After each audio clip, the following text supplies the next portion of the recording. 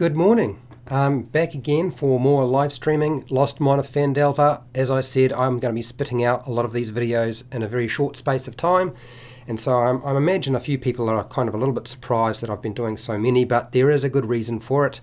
I'm just doing my sound check and making sure everything is working correctly, and once it is, then we will move on from there. Hi John, how's it going? Oh, it looks like YouTube is struggling for some reason. I don't know why that is, but we'll pull up my face and see if it can cope with that. You never know. Now you'll find that my live streams, usually I unlist them. I do put the start time for my live streams down in the description, particularly if people are going back and trying to re-watch the live streams. So the start time will be down there, but they do go unlisted, which means the only way to access my live streams is to subscribe to my channel, hit the bell button, and have notifications turned on. If you do that, you should be able to access them. If you are a patron, I put all of the live streams on the Patreon page so you can access them whenever you like. Now, you don't have to worry if you can't access the live stream. So if you have to leave and come back later, I do release an edited version, so you don't have to worry about that. The only thing is the edited version does not include all of the Q&A or questions and answers at the end of the live stream. So if you wanted that content, that won't be there with the edited version. It's usually much longer. Now, if you haven't been part of my live streams before, normally what I do is I will present everything first, and I'm going to use some slides, and then once I've done that, I will then open it up for questions and answers. And yes, you will see my face at the beginning of this live stream and at the end during the Q&A, rather than just a still image, if you were wondering. What's this, John? Hey Fred, I will be live streaming my Tuesday night game unless your players cancel, whether it's... okay, I get it. All right, so you're inviting me. Break a leg. We just happen to cover the same material by chance. Is it? Well, that's good. Problem is, a lot of people don't necessarily do an awful lot of these Dungeon Master guides. So, you sort of, you have a look around, there's very, very few of them. Okay, so let me get organized, get myself sorted out, and we're going to get into this. So settle back with a drink, some food, and let's go.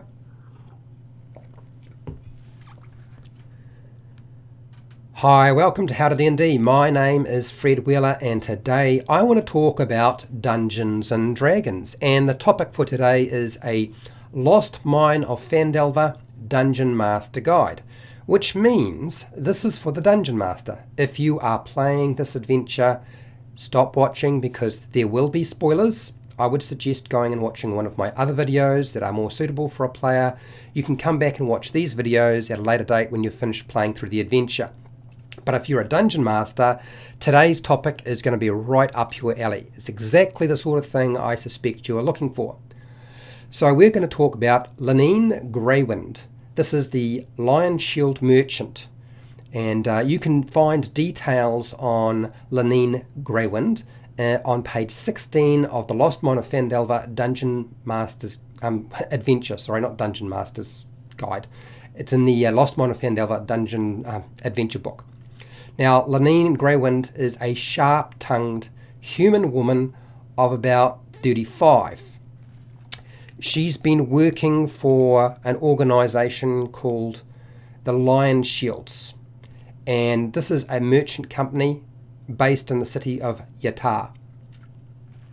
She operates this trading post for them. So she's operating and managing the Lionshield Costa trading post for them, and she's been doing this for probably just over a year. I wouldn't say it's a particularly long time, but long enough to sort of have established herself there. That doesn't necessarily mean that she has a particularly good relationship with the people of Phandalin, but I will get into that as we go. She's had problems with bandits raiding the Lionshield caravans, but can only speculate as to who is responsible for the thieving and the loss of stock that has been transported to her. There's been more than a number of these. Now, recently one has gone missing. She has a couple of suspicions as to who may be responsible. Top of her list is the Red Brand Bandits. She believes that the red brands are probably responsible for stealing her goods. Next on the list, if it's not the red brands, would probably be the Orc warbands or Orc scouts operating in the area around Phandelver. She's aware that Harbin Wester has put out a bounty on the head of orcs operating in the area, particularly around Wyventor, so that could also be another reason why her stock has been going missing. The only other possibility is the Cragmore Goblin tribe, which also operate along the roads. So there's about 3 possibilities that she has, of which at the top of her list is definitely the red brands. Linene keeps a supply of armour and weapons in the back room. This is hidden away from most people. It's not usually advertised. You really sort of have to go and ask directly to actually see the wares, because they are stored away in the back room rather than the main display area. Weapons and armour are available to purchase from any sort of interested buyers, but there are limitations on who she will purchase, allow purchasing or sell to. So in other words, she does have some sort of moral code to her. Linene Graywind has a few scruples and will not sell arms to just anybody. If she thinks that somebody is a threat to the town of Phandelver, because she does have a connection to Phandelver, not just the Lionshield, but she also has a connection and strong bond to Phandelver itself. She understands that developing a good relationship in this area is important, and therefore she would never do anything that would threaten that. She's very law-abiding, you might say, in other words. The sort of person who sort of follows a lot of procedures and laws, as you would expect from most merchants who are operating in a non-suspicious manner. But she's not that sort of person. She refuses to do business with the red brands. Now, that's certainly selling arms and weapons, things like armor, all of that sort of stuff. She would not sell that sort of equipment to the red brands. But here's the thing. She also refuses to sell other items to them, which means, as a general rule, they will just come in and take what they want. Just because she refuses to do business with them doesn't mean that she doesn't wind up still having to pay protection money like the rest of the town businesses. She refuses to do so, and as a result, usually when they come in to collect protection money, what happens is they just take what items they want, and certainly going into the back room they would be looking for other things, but as I said, she's hidden that away because otherwise they would just go to the back room and take what they want. So that's always hidden away, so it's hard to find, stashed in some way. But they would also take money straight from her till or her money box or money tin. So all of those things are likely to happen, even though she is trying to resist them in some way. The player's characters can buy a selection of adventuring gear, armor, weapons, and other types of bits and pieces that you can find in the player's handbook. The Dungeon Master should still feel free to make the final call as to what limitations there are on either the price. I would keep the price pretty much standard myself, but you could change the price and there might not be a huge selection. Given that she's been having problems with restocking, that is probably going to mean that she doesn't have all of the wares that she would normally like to have. So feel free as a Dungeon Master to say, look, I'm out of stock on that particular item, I don't have any available at this time. She is likely to warn the player's characters about the red brands and the fact that they hang out at the Sleeping Giant Tavern, or Tap House. So feel free to impart that information. I think that would be something she would warn pretty much anybody coming into Phandelver about, that the red brands are dangerous and you need to be careful of them and where they hang out. Otherwise, return business. You won't return business, and red brands are more likely than not to drive good business away. Now, if the player's characters manage to recover her stolen goods, she's going to reward them with 50 gold, and may even also provide them with additional help if she's able to do so. This is certainly a situation, if they were to bring back her stolen goods, that she would offer them some armour or weapons for sale and show them the hidden stocks that she has. Now remember, the stolen goods that we're talking about are in the Cragmore hideout. They're in location 8, and you should be able to sort of remember what sort of stuff there. I believe it's about 100 gold coins worth of various bits and pieces, and she is going to obviously give them half of what it's worth, simply because it's better to do that than to have nothing returned at all, which is certainly a possibility in a lawless town like this. Leland is a workaholic who has really made no time for family and, in some respects, even friends. Because of her sharp tongue and sort of the nature of her business, she doesn't have a particularly good relationship with everybody in town. I would suggest to you that you decide who she has a relationship with, but a workaholic who sort of has put herself into the role and is trying to work himself into a position that is going to be better than Phandelver.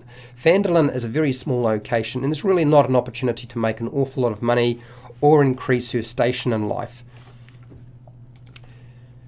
She's a straight-laced businesswoman trying to work her way up the Lionshield Costa ladder.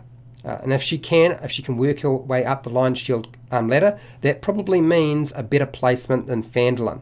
And she'll be able to move into sort of a larger town, or possibly one of the cities that are closer than the likes of, say, Waterdeep. Linene is committed to the Merchant Guild and rigidly follows procedure. This is the sort of thing that you would expect from somebody who runs a business. She is a businesswoman. She understands processes, so she would understand how a business operates. This is actually very important because it allows her to determine how well another business in Phandelver is doing by inspecting how they run their business. And it would be pretty apparent to her, much like any of the other business people within Phandelver who have had some sort of training. And Linene Graywind has had training of some kind in the area of business and tax and so forth, and keeping books. Which means, as a follow-up to this, that she's very suspicious and suspects that the Phandelver Miners Exchange is in fact a front for criminal activity. She would not trust Halia Thornton in the slightest. Looking at the amount of trade going through her miners exchange and the return you would expect from that, she would probably suspect that there is probably very little money to be made in the miners who are coming in, and that therefore the only way is to be operating at a loss, and potentially she may have some sort of other business going on which is of a criminal activity or underhanded in some way. So she's very suspicious of the miners exchange. There are a number of things that could indicate that, and it would probably come down to the amount of traffic travelling through the store. Of course, you don't know how much gold or silver or rare stones are being dropped off with regard to the miners who are, collecting sums of money from her, but this is what I would think Linene Graywind would be sort of thinking in her head. Now, she doesn't have a huge focus in this adventure, and the reality is that she's there really to provide goods. But not everybody buys their goods from her trading post. Remember, there's more than one location you can purchase stuff from. Barthen's Provisions would be one of those locations. I don't think that Linene Graywind would know an awful lot about Gundren Rockseeker or the Rockseeker brothers. I think that she would know that, as a general rule, they do most of their trade through Barthen's Provisions rather than herself, and as a result, they have some sort of arrangement. Maybe that's to transport goods back and forth to Barthen's Provisions. She's not completely sure, but she suspects that might be the case. But yeah, she hasn't really met the Rockseeker brothers that often. Maybe in passing on the street, and that's really about it. She would know Haben Wester pretty well. I don't imagine that she has a very good relationship with Haben Wester. Most of the townsfolk don't like him because he's been put in the position of townmaster, but really hasn't been able to achieve anything, which is why the Red Brands run riot. There's not much he can do about it, but I don't imagine that they have a particularly good relationship, and she probably doesn't really call on him very much. I suspect that Linene Graywind knows nothing about Glassstaff. She may certainly know about the Red Brands, but who their leader is might not necessarily be information she's privy to. She's not part of any faction or agent. She's not a secret spy, but she is an individual who could see through a ruse that a business might be portraying in some way. So that's how I would see it. Now, I'm hoping that this video was helpful to you in some way, and if it has, fantastic. I have quite a few videos that cover the Lost Mine of Phandelver for NPCs, how to run the game, dealing with small and large groups, and various other topics that you should find useful if you are running the Lost Mine of Phandelver. If that's not really your cup of tea, that's all right, because I have hundreds of videos for players and dungeon masters on a variety of topics right across the whole gambit of things that are involving Dungeons & Dragons 5e and just Dungeons & Dragons in general. Now, if you want to support the channel so I keep doing videos like this, you can support me on Patreon, where you get access to the unlisted live streams, where you get priority on the video content that I make, and also I have some additional content I release there as well. Otherwise, you can use my affiliate links down in the description to the book depository and Amazon, where you pay the same price and I get a small commission on anything you buy online. Otherwise, I have a merchandise shelf underneath all of my videos. Make sure to share, like, and subscribe. Hit the bell button to be notified when I go live and when I publish new videos. And hey, till next time, keep rolling those 20s.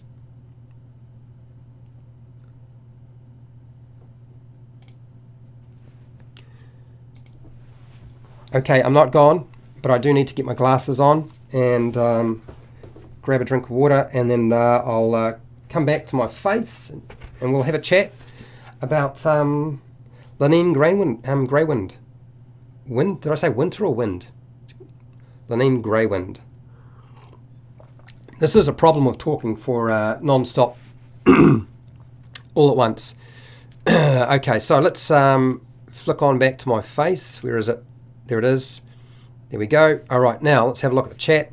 So if you have a specific question, make sure to put it in now. If you want to make sure I don't miss it and skip past it, go @Fred or @question or #question, and then I'll answer your questions. I answer questions about anything. So it can be about Linene Graywind, it can be about the Lost Mine of Phandelver, it could be about anything related to being a dungeon master or a player.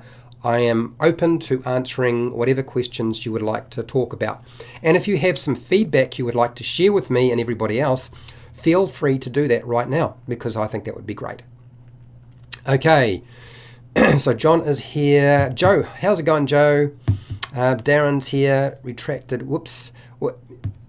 Did you press the enter button too quickly, Darren? Okay, why is it? My eyes are... Okay, so the glasses aren't really doing very much, so forget about it. Okay, Darren, dropped my phone and deleted my greeting. Did you? Oh dear. Oops, that's not very helpful, is it? Okay, Joe, what have you got here? Surprisingly, so here's a little bit of wisdom from Joe. Surprisingly, my party really doesn't visit all of the places in Phandelver. That's actually perfectly fine. I think that my group was quite unusual in that they insisted on going to every different location before they would do anything else. And I wouldn't encourage a dungeon master to do that, or for a group of players to do that, because it's way too much information. Which is why I always say when you visit Phandelver for the very first time, dungeon masters, there are really only 3 places they need to worry about: the Stonehill Inn, Barthen's Provisions, and probably the tavern, because they'll wind up going to the tavern because they want to drink. But you know, they can also drink at the Stonehill Inn. So those are probably locations they're likely to go. If they're looking for things like armor and weapons, then the Lionshield Costa is really the only place, but hence it doesn't advertise that they sell that sort of stuff. So therefore it would look like just a standard general store of some kind. Okay, they usually get a lead from one NPC, yep, and then take off, which is the best way to go. So you get a lead from one NPC, you follow that lead, you come back, you complete that, and then you pick up the next lead. It's the best way to go about doing that. And really, it doesn't mean that the Dungeon Master is not allowing for choice. What it is simply following the path that they chose. They still have a choice to decide where they will go. I laid out the map and I said, here are all the different locations. They're all signposted. They've got their own signs hanging off buildings. So these are the places you could go. Where would you like to go first? And usually it's, well, we need to go to Barthen's Provisions and drop off the wagon. So that's usually their first point of call. And then after that, then they'll sort of pick and choose where they want to go from there. They don't role play very much, unfortunately. Well, I think, Joe, a lot of people sort of forget that role playing looks different depending on your group.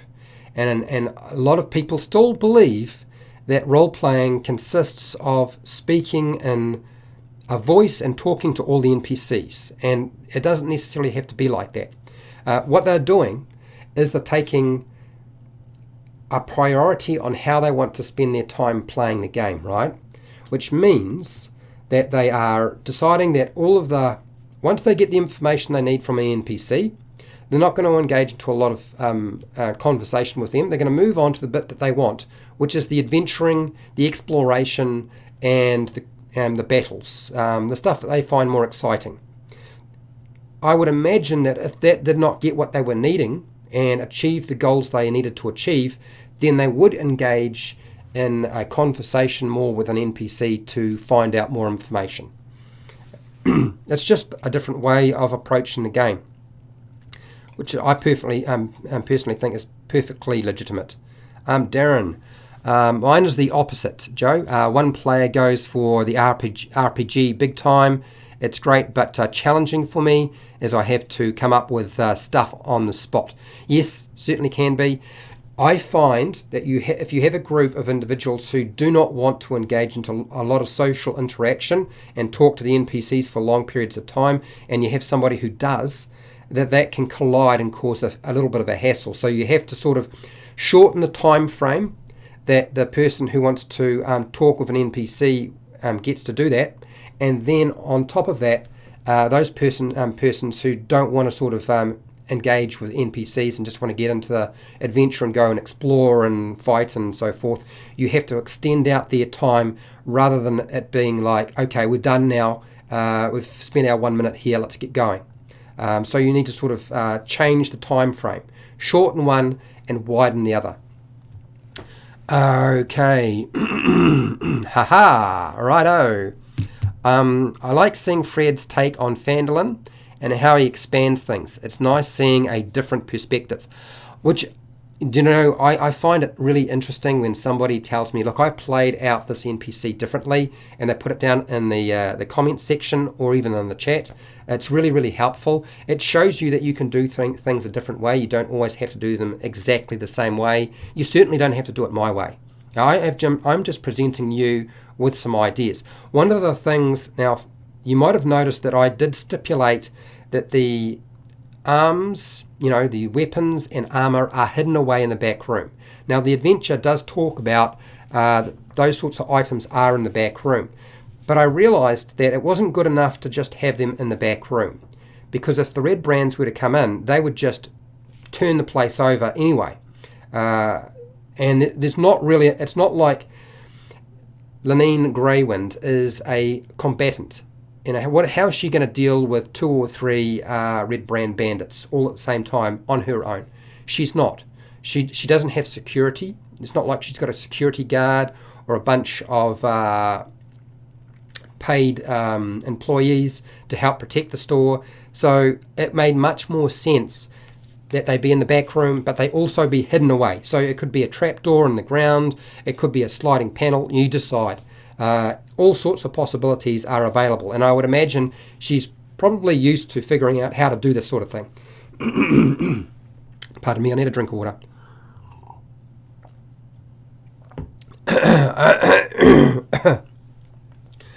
Fred, you're not late. Kanoko.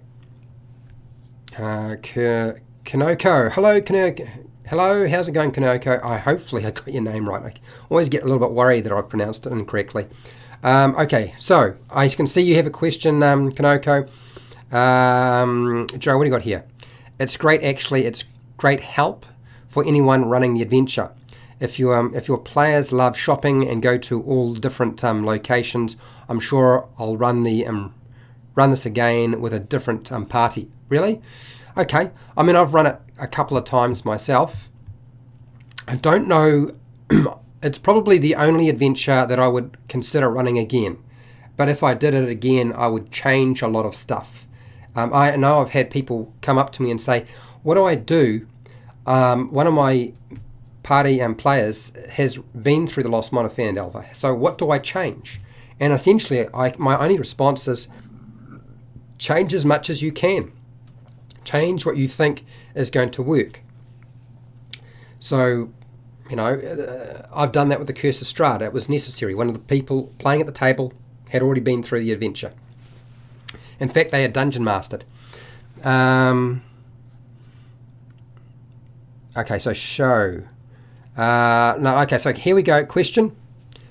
Kanoko, I have a group of 5 PCs. Is my eyes changing again? Yeah, okay. I have a group of 5 PCs, but I feel like they are not being challenged enough with the content. How can I change it to make it more challenging? Okay, the easiest way is do not add more monsters or creatures. If it's not challenging enough and you're talking about combat, just give them more hit points. So instead of the bandits having, oh gosh, how many hit points does a bandit have? If I can find it. Red brands, where are you? Red brands. Okay, here we go. So red brand ruffians. They currently have 16 hit points. So I would just give them 20 hit points. But when you do this sort of thing, challenge rating is not very accurate, but don't increase things too quickly.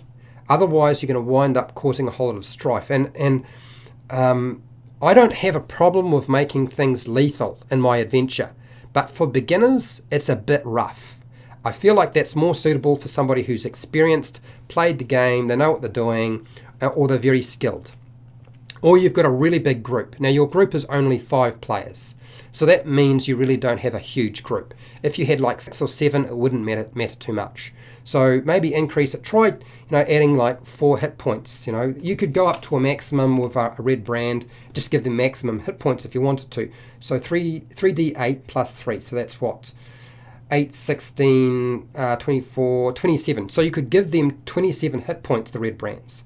You can do that with any of the monsters that they are fighting if you really wanted to. So that's a way of making it a little bit harder, just giving them more hit points. It'll take a little bit longer to get through, but they're probably smashing through everything in like 1 or 2 rounds if they're not being challenged. If you extend things out to about 3 rounds or 4 rounds, really they've had a good chance to take a bit of damage. You might have been able to knock down a few of the players' characters and made things a little bit more heated, a bit more stressful for them. Okay, so that's my advice to you. That's the easiest way. There are other ways of making monsters more difficult, and I did a video not so long ago on modifying monsters but not challenge rating, and I believe that video would be very helpful to you. It has a lot of really good advice. Although I feel like maybe the day is going to come that I'm going to wind up doing one specifically for the Lost Mine of Phandelver. But there's so many different things that you can do. All right, hi Chris, how's it going? My party got the location of Cragmore Castle and the Cragmore Hideout, or caves, yep, interrogating a goblin. After they went to Phandelver, they headed pretty quickly to the Sleeping Giant and got into the Red Brand's showdown. Well, good, cool. I found, look, I feel like the red brands, once they're in Phandalin, I present the red brands showdown or battle pretty quickly. I don't usually muck around with it. I usually sort of put it out there because I feel like that would make a lot more sense. That confrontation then pushes them into another storyline, yes, which means they need to be quite swift about the process. Otherwise, they might lose Gundren Rockseeker, and he might get killed. I know of dungeon masters who have done that, where they, if they've taken too long to find Gundren Rockseeker, they've discovered that he's actually been disposed of. He's already been interrogated. They have the map. They know what they want. And if you leave it too long, then maybe all of the brothers are well and truly dead as well. It's a little bit rough. As I said, Lost Mine of Phandelver is like a starter adventure. And if you're dealing with people who are experienced, it's a bit different. But if you're dealing with newbies, be a bit gentle.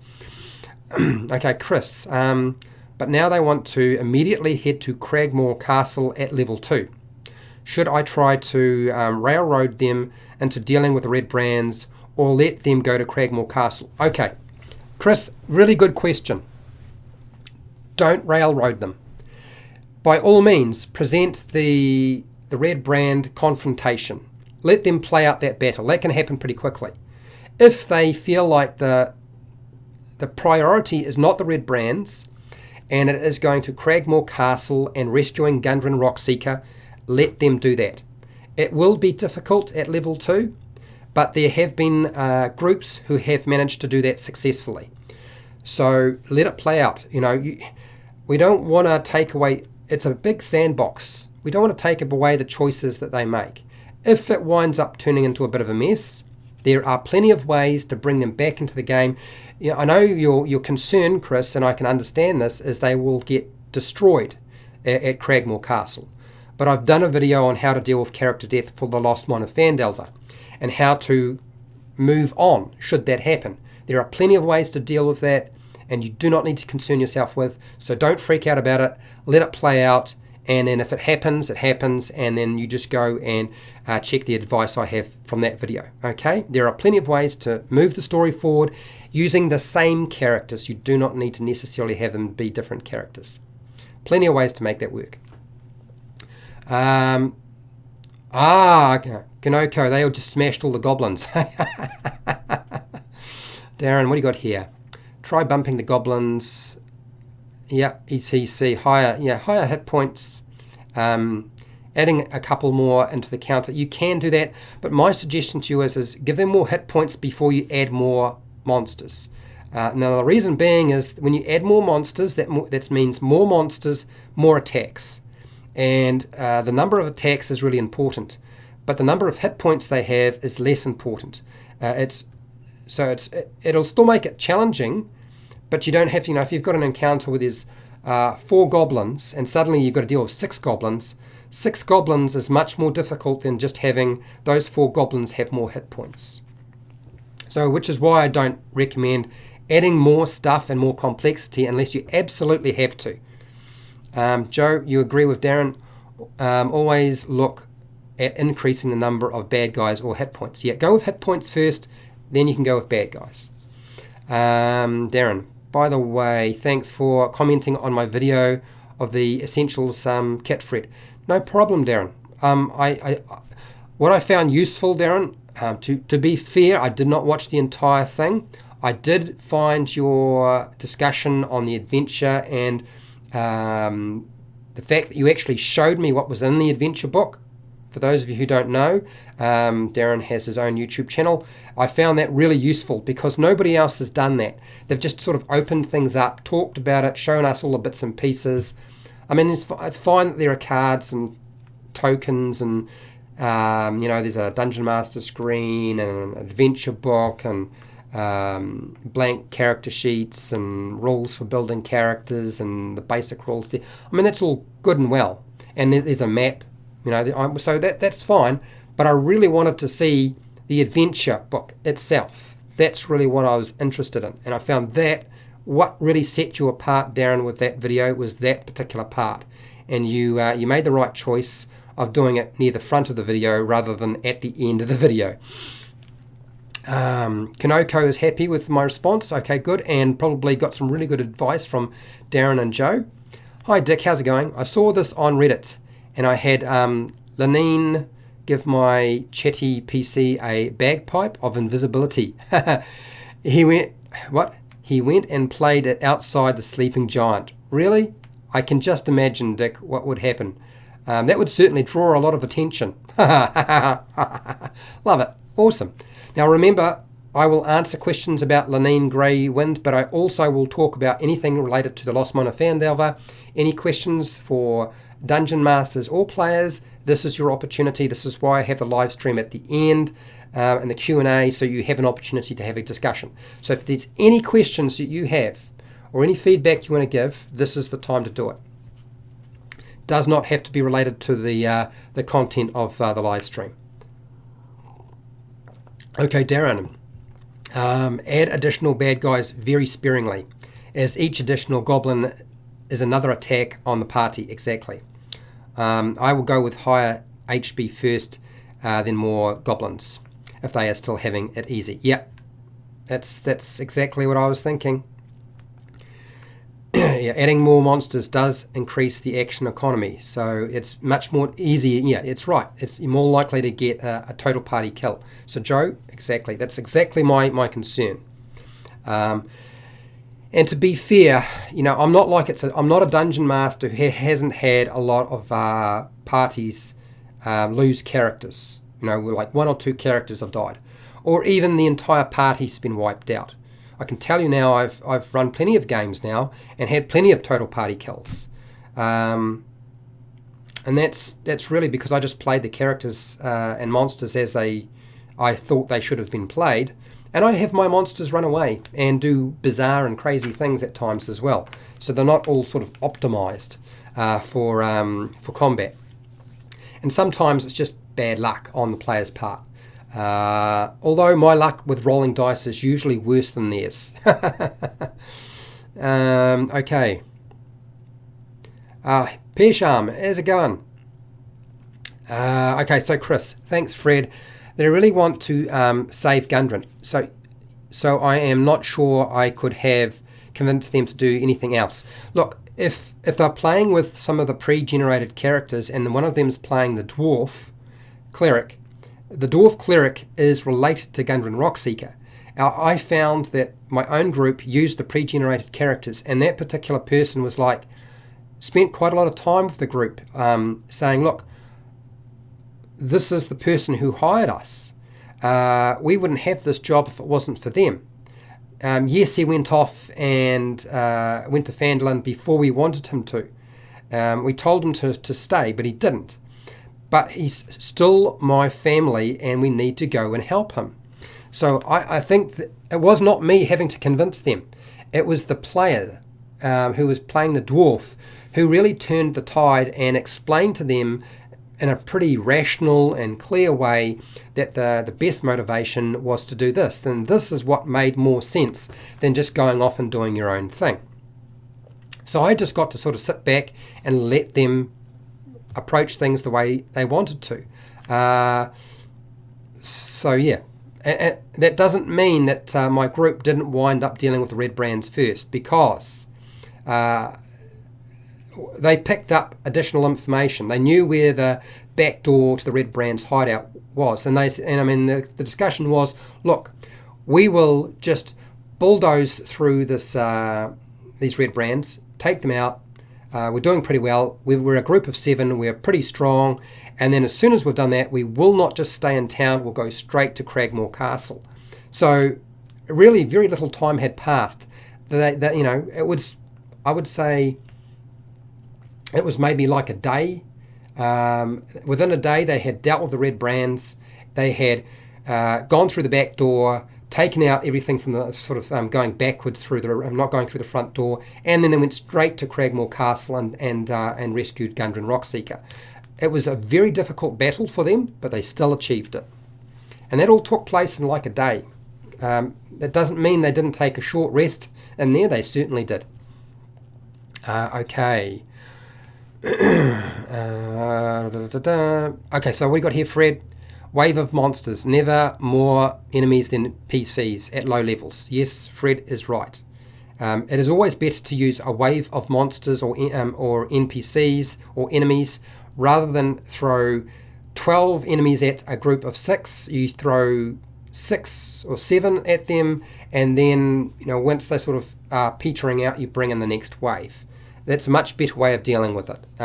This means that the players aren't going to be outmatched in terms of attacks. As the players get up in the levels, and once they sort of hit like level 5, they will likely have more than one attack in the same round or same turn. So that means that you can get away with having more enemies than the players' characters. You can outnumber them, and it won't be quite as traumatic for them.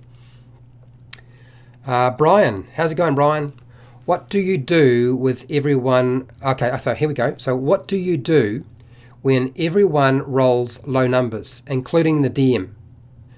Well, if everybody lows numbers, and including the DM, you just play it out. I mean, if everybody misses, everybody misses. I've had that happen. I've had whole rounds where I didn't hit the players' characters with my monsters, and they didn't hit my monsters.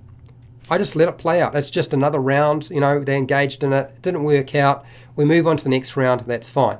If you're talking about outside of combat, and you're, say something like stealth checks, or perception checks, or investigation, or some sort of skill or ability check, just play it out. Just if they all roll low, you just do your comparison, you work everything out against your DCs if you're using a DC, and if it's a contest, then you use the contest rules and work it out based on that. I wouldn't worry about everybody rolling low. It's quite common. What I would suggest to you, Brian, is if everybody is rolling low, the players and the Dungeon Master, on a regular basis, that you may find that your dice are biased. And you might want to check to see if use sugar water. I've got a video on how to do that and testing the dice balance. You may find that you've got some unbalanced dice, which is why you seem to be getting an unusually large number of low rolls. But that's only if it's regular. If it's only in one game session, I wouldn't worry about it. It always happens. Some game sessions you get high rolls, some game sessions you get low rolls. Persham, you can just have some of the goblins flee. Yes, you certainly can. What do you got here, Fred? Everyone is rolling low. The enemies might break and run because they can't hurt the PCs, thus ending the combat instead of slugging it out for an hour. Yeah, if you find that everybody's rolling low, and Fred makes a very good point, if you're finding that the combat is taking like a long time, and you're getting into the realm of like beyond 5 rounds, it's sort of going into, you're up in the 8, 9, 10 rounds, combat should not take that long in Dungeons and Dragons, even at high level. Okay, I know it can happen, but that's because of the way you've designed the encounter. Or how the designers in the pre-made adventure have designed the encounter. If that's happening, do something else. They might break and run and deal with them some other time. Just let it move on. But remember, breaking and running usually means that whoever breaks and runs is the one who gets decimated first. They may decide, look,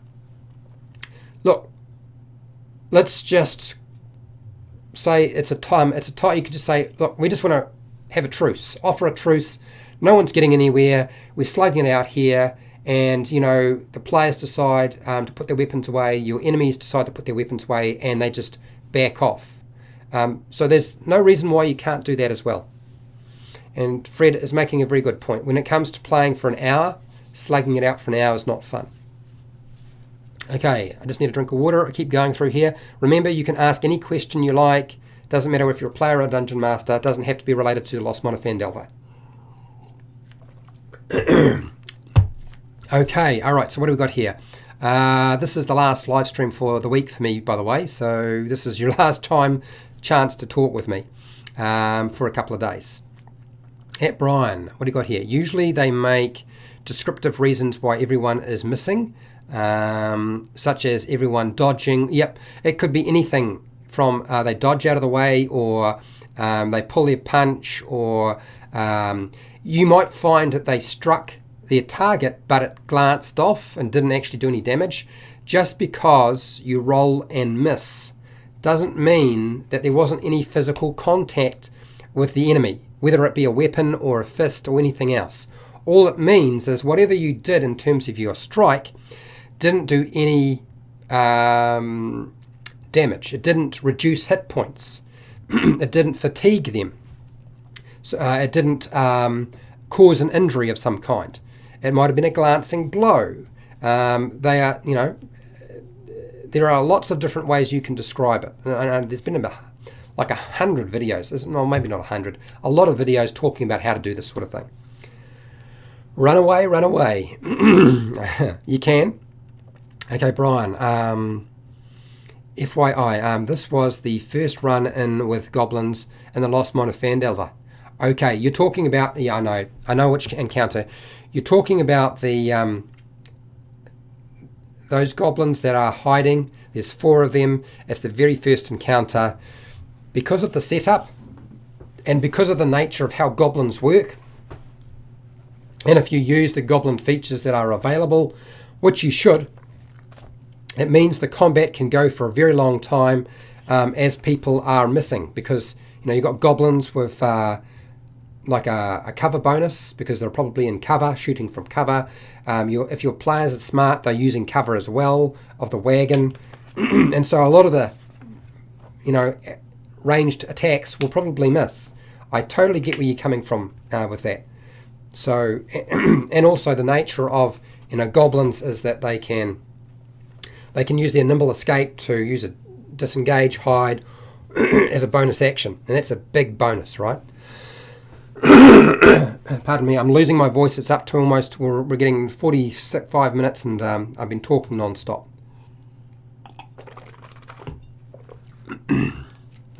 Okay, what else have we got here? Sly Variant. How's it going, Sly Variant? Hey, about to DM my first game this weekend for my buddies and my kids. Oh, that's awesome. Sly Variant, I'm so glad you're running the game for your kids. That's like fantastic. And if you're running it for your buddies, that's good too. Been watching all of your Phandelver videos. I love them. They are super helpful. Thank you. You are welcome, Sly Variant. Keep running the game for your kids for as long as I'll let you play with them. There's a good chance that as you get older, it's harder and harder to sort of play with your kids because you're no longer cool, and they wind up going and doing things with other people. The day that happens, try to pull your kids' friends in as well. Pear Sham. Fred is awesome. Thank you very much. Brian, great advice. You can make great videos. Thanks everyone else as well. You're welcome, Brian. What's this, Chris? That first encounter is rough. Yes, it is. And I have done some videos on it explaining just how bad it can be. My party almost TPK'd. Also until Mage burned down a forest and 2 goblins. I was deciding how to play being captured, but got party, had a good round. Okay, yeah. That very first encounter with the goblins that ambushed them is renowned. It's well known to cause a lot of problems, which is why I played it out in a video so I could demonstrate how you could do it without it turning into a disaster. Forgetting to have advantage on your attacks because they can't, because if you're unseen and they don't know where you are exactly, then you get advantage on your attacks. And the goblins would tend to wind up having advantage every single time, which is sort of like a big bummer, right? Pearsham. Blow skips off the armor. Exactly. Well, what do you got here, Fred? One idea of the enemy's fleeing is to make it look like they are leading the NPCs to a trap. Yes, you can. So the PCs hopefully won't follow, but might pick 1 or 2 off with ranged attacks before they disappear. Remember the goblins, if you're using goblins, can use cover and hide. They can move and hide. So that means they can move, use their action to hide, and then use their nimble escape to take the hide action. So they can move twice their speed, that means. Move their speed, which is 30 feet, use their action to dash, and then bonus action, nimble escape, hide. Which means that shooting them, provided you're using cover, is going to be a lot more difficult. So they should be able to get away if you have a location with plenty of things to hide in or hide behind. If it's a big open area, then they're going to get pin-cushioned. Brian, yes, it was crazy, but I have been watching Fred's videos, and he is a great advisor. Okay, thank you very much. I'm glad it's been working out for you. Pearsham, yes, I know I need to drink. I'm almost at the end of my glass. Last of the questions. Joe, see you later, Fred. Have a great day. Thank you, Joe. I'll see you later. Fred, note, no critical role today. That's right, there is no critical role today. And there may not be any Matthew or Matt Colville running his group. I think they run their group today as well, which is kind of strange to be competing with Critical Role, but they seem to still do pretty well. Yes. Anyway, I think we've covered everything. There will be more videos on the Lost Mine of Phandelver. There will be more videos on general Dungeon Master advice. I'm currently working through a few things. I'm still working on Haliath Horton. That's the Miners Exchange. Still working on Glassstaff. I believe there's one more NPC I need to talk about in Phandalin that I haven't discussed. Edamath Orchard. That's right. We need to talk about Darren Edamath. So that'll come out eventually as well. I would imagine those videos may come out all next week or pretty close to. I certainly am pretty close to being able to deliver the next one. So that'll be good. Okay. All right. So, and there will be other videos for players, not just Dungeon Masters.